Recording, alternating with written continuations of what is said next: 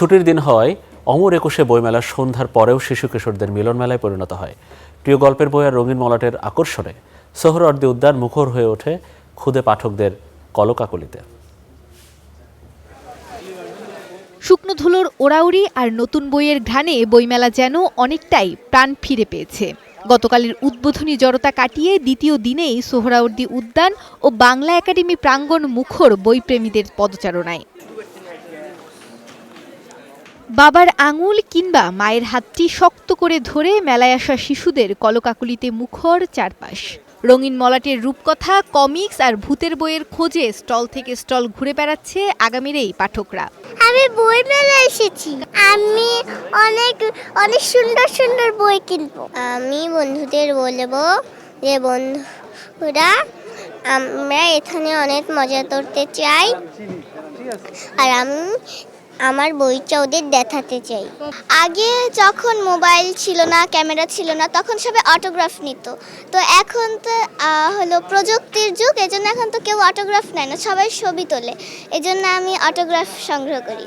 যান্ত্রিক শহরের ব্যস্ততা আর স্ক্রিন আসক্তি থেকে দূরে বইমেলার এই আয়োজন তৃপ্তি দিচ্ছে অভিভাবকদেরও। ঢাকা শহরে তো ব্যস্তমুখর মানুষ, বন্ধের দিন হয় কি একটু টাইম কাটানোর সময় পায় না কোনোভাবেই, কোথায় যাবে, শহর তো সব দিকেই ব্যস্ত। তো ভালো হয়েছে বন্ধমুখর দিনেই মানে বই মেলায় আসা হয়। আমাদের তো বই পড়ার অভ্যাস বলতে গেলে একদম এখন নাই।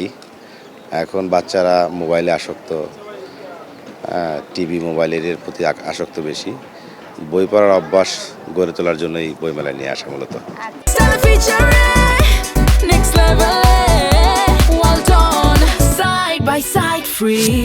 মেলার এই রঙিন উৎসবে যখন একদল শিশু বই হাতে হাসছে, তখন উল্টো চিত্রও আছে।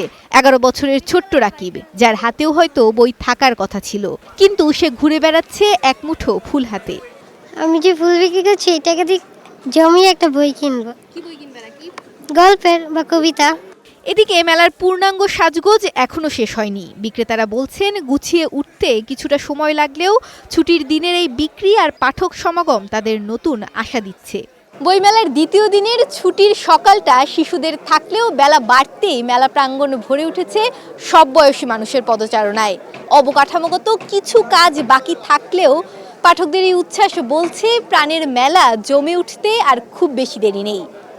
মৌমিতা মৌ, স্টার নিউজ, ঢাকা।